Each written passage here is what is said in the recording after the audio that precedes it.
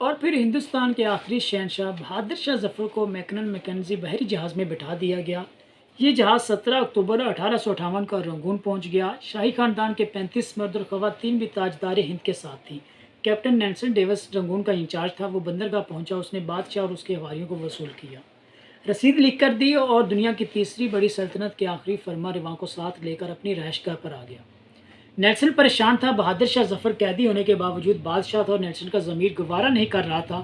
وہ بیمار اور بوڑھے بادشاہ کو جیل میں پھینک دے، مگر رنگون میں کوئی ایسا مقام نہیں تھا جہاں بہادر شاہ ظفر کو رکھا جا سکتا۔ وہ رنگون میں پہلا جلا وطن بادشاہ تھا۔ نیلسن ڈیوس نے چند لمحے سوچا اور مسئلے کا دلچسپ حل نکال لیا۔ نیلسن نے اپنے گھر کا گیراج خالی کرایا اور تاجدار ہند ضلع سبانی اور تیموری لہو کے آخری چشم و چراغ کو اپنے گیراج میں قید کر دیا۔ بہادر شاہ ظفر 17 اکتوبر 1858 کو اس گیراج میں پہنچا اور 7 نومبر 1862 تک 4 سال وہاں رہا۔ بہادر شاہ ظفر نے اپنی مشہور زمانہ غزل "لگتا نہیں ہے دل میرا اجڑے دیار میں، کس کی بنی ہے عالم ناپیدار میں، اور کتنا بد نصیب ہے ظفر دفن کے لیے، 2 گز زمین بھی نہ ملی کوئے یار" میں اسی گیراج میں لکھی تھی۔ یہ 7 نومبر کا کنک دن تھا اور سن تھا 1862۔ بد نصیب بادشاہ کی خادمہ نے شدید پریشانی میں کیپٹن نیلسن ڈیوس کے دروازے پر دستک دی۔ اندر سے اردلی نے برمی زبان میں اس بدتمیزی کی وجہ پوچھی۔ خادمہ نے ٹوٹی پھوٹی برمی میں جواب دیا، ضلع سبانی کا سانس اکھڑ رہا ہے۔ اردلی نے جواب دیا، صاحب کتے کو کنگھی کر رہے ہیں، میں انہیں ڈسٹرب نہیں کر سکتا۔ خادمہ نے اونچی آواز میں رونا شروع کر دیا۔ اردلی اسے چپ کرانے لگا، مگر آواز نیلسن تک پہنچ گئی۔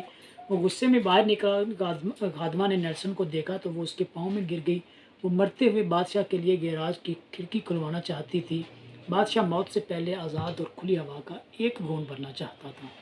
نیلسن نے اپنا پسٹل اٹھایا، گارڈز کو ساتھ لیا، گیراج میں داخل ہو گیا۔ بادشاہ کی آخری آرام گاہ کے اندر بو، موت کا سکوت اور اندھیرا تھا۔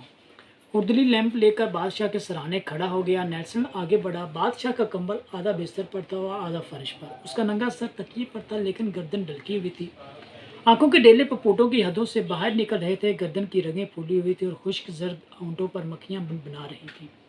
نیلسن نے زندگی میں ہزاروں چہرے دیکھے تھے، لیکن اس نے کسی چہرے پر اتنی بے چارگی، اتنی غریب الوطنی نہیں دیکھی تھی۔ وہ کسی بادشاہ کے چہرہ نہیں تھا، وہ دنیا کے سب سے بڑے بھکاری کا چہرہ تھا، اور اس چہرے پر ایک آزاد سانس، جی ہاں، صرف ایک آزاد سانس کی اپیل تھی، اور یہ اپیل پرانے کنویں کی دیوار سے لپٹی کائی کی طرح ہر دیکھنے والی آنکھ کو اپنی گرفت میں لے لیتی تھی۔ کیپٹن نیلسن نے بادشاہ کی گردن پر ہاتھ رکھا۔ اس زندگی کے قافلے کو روگوں کے جنگل سے گزرے مدت ہو چکی تھی۔ ہندوستان کا آخری بادشاہ زندگی کی حد عبور کر چکا تھا۔ نیلسن نے لواحقین کو بلانے کا حکم دیا۔ لواحقین تھے ہی کتنے، ایک شہزادہ جوان بخت اور دوسرا اس کا استاد حافظ محمد ابراہیم دہلوی۔ وہ دونوں آئے، انہوں نے بادشاہ کو غسل دیا، کفن پہنایا اور جیسے تیسے بادشاہ کی نماز جنازہ پڑھی۔ قبر کا مرحلہ آیا تو پورے رنگون شہر میں آخری تاجدار ہند کے لیے 2 گز زمین دستیاب نہیں تھی۔ نیلسن نے سرکاری رہائش گاہ کے احاطے میں قبر کھدوائی اور بادشاہ کو خیرات میں ملی ہوئی مٹی میں دفن کر دیا۔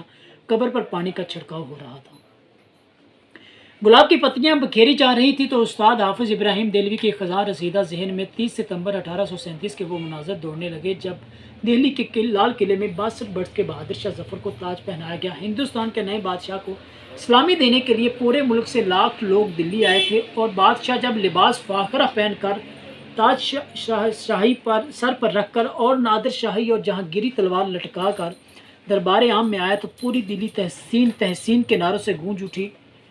نگارچی نگارے بجانے لگے، گویے ہواؤں میں تانے اڑانے لگے، اور فوجی سالاریں تلواریں بجانے لگے اور رقاصیں رقص کرنے لگی۔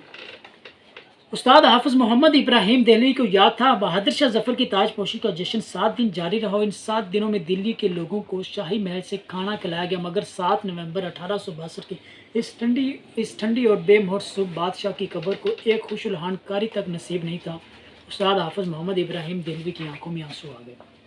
اس نے جوتے اتارے، بادشاہ کی قبر کی پائنتی میں کھڑا ہوا اور سورہ توبہ کی تلاوت شروع کر دی۔ حافظ ابراہیم دہلوی کے گلے سے سوز کے دریا بہنے لگے۔ یہ قرآن مجید کی تلاوت کا اعجاز تھا یا پھر استاد ابراہیم دہلوی کے گلے کا سوز؟ کیپٹن نیلسن ڈیوس کی آنکھوں میں آنسو آ گئے۔ اس نے ہاتھ اٹھایا اور اس غریب الوطنی قبر کو سیلوٹ پیش کر دیا، اور اس آخری سیلوٹ کے ساتھ ہی مغل سلطنت کا سورج ہمیشہ ہمیشہ کے لیے غروب ہو گیا۔ آپ اگر کبھی رنگون جائیں تو آپ کو ڈیگن ٹاؤن شپ کی کچی گلیوں کی بدبودار جھگیوں میں آج بھی بہادر شاہ ظفر کی نسل کے خاندان مل جائیں گے۔ یہ آخری مغل شاہ کی اصل اولاد ہے، مگر یہ اولاد آج سرکار کے وظیفے پر چل رہی ہے۔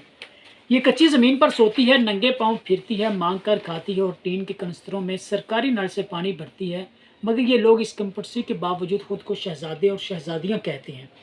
یہ لوگوں کو عہدے رفتہ کی داستانیں سناتے ہیں اور لوگ کہے لگا کر رنگون کی گلیوں میں گم ہو جاتے ہیں۔ یہ لوگ، یہ شہزادے اور شہزادیاں کون ہیں؟ یہ ہندوستان کے آخری بادشاہ کی سیاسی غلطیاں ہیں۔ بادشاہ نے اپنے گرد نااہل، خوش آمدی اور کرپٹ لوگوں کا لشکر جمع کر لیا تھا۔ یہ لوگ بادشاہ کی آنکھیں بھی تھے، اس کے کان بھی تھے اور اس کا ضمیر بھی۔ بادشاہ کے دو بیٹوں نے سلطنت آپس میں تقسیم کر لی تھی۔ ایک شہزادہ داخلی امور کا مالک تھا اور دوسرا خارجی امور کا محتاط۔ دونوں کے درمیان لڑائی بھی چلتی رہی اور بادشاہ ان دونوں کی ہر غلطی اور کوتاہی معاف کر دیتا تھا۔ عوام کی حالت انتہائی ناگفتہ تھی، مہنگائی آسمان کو چھو رہی تھی، خوراک منڈیوں سے کٹائی کی موسموں میں غائب ہو جاتی تھی، سوداگر منہ مانگی قیمت پر لوگوں کو گندم، گڑ اور ترکاری بیچتے تھے، ٹیکسوں میں روزانہ اضافہ ہوتا تھا۔ شہزادوں نے دلی شہر میں کبوتروں کے دانے تک پر ٹیکس لگا دیا تھا، طوائفوں کی کمائی تک کا ایک حصہ شہزادوں کی جیب میں چلا جاتا تھا۔ شاہی خاندان کے لوگ قتل بھی کر دیتے تھے تو کوئی ان سے پوچھ نہیں سکتا تھا۔ ریاست شاہی دربار کے ہاتھ سے نکل چکی تھی۔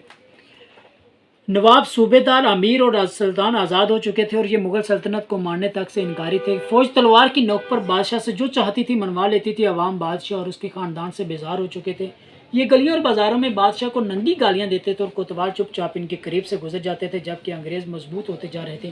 یہ روز معاہدہ توڑ دیتے تھے اور شاہی خاندان وسیع تر قومی مفاد میں انگریزوں کے ساتھ نیا معاہدہ کر لیتا تھا۔ انگریز بادشاہ کے وفاداروں کو قتل کر دیتے تھے اور شاہی خاندان جب احتجاج کرتا تھا تو انگریز بادشاہ کو یہ بتا کر حیران کر دیتا تھا کہ ذل الہی وہ شخص آپ کا وفادار نہیں تھا، وہ ننگے انسانیت آپ کے خلاف سازش کر رہا تھا اور بادشاہ اس پر یقین کر لیتا تھا۔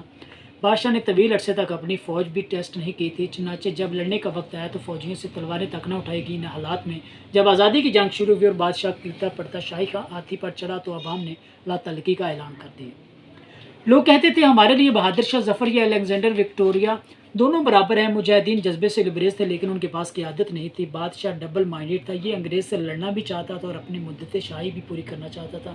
چنانچہ اس جنگ کا وہی نتیجہ نکلا جو ڈبل مائنڈڈ ہو کر لڑی جانے والی جنگوں کا نکلتا ہے۔ شاہی خاندان کو دلی میں ذبح کر دیا گیا جبکہ بادشاہ جلا وطن ہو گیا۔ بادشاہ کیپٹن نیلسن ڈیوس کے گیراج میں قید رہا، گھر کے احاطہ میں دفن ہوا اور اس کی اولاد آج تک اپنی عظمت رفتہ کا ٹوکرا سر پر اٹھا کر رنگون کی گلیوں میں پھر رہی ہے۔ یہ لوگ شہر میں نکلتے ہیں تو ان کے چہروں پر صاف لکھا ہوتا ہے، جو بادشاہ اپنی سلطنت، اپنے مینڈیٹ کی حفاظت نہیں کرتے، جو عوام کا اعتماد کھو بیٹھتے ہیں، ان کی اولادیں اسی طرح گلیوں میں خوار ہوتی ہیں۔ یہ عبرت کا کشکول بن کر اسی طرح تاریخ کے چوک میں بھیک مانگتی ہیں، لیکن ہمارے حکمرانوں کو یہ حقیقت سمجھ نہیں آتی۔ یہ خود کو بہادر شاہ ظفر سے بڑا بادشاہ سمجھنے لگتے ہیں۔ بہت شکریہ۔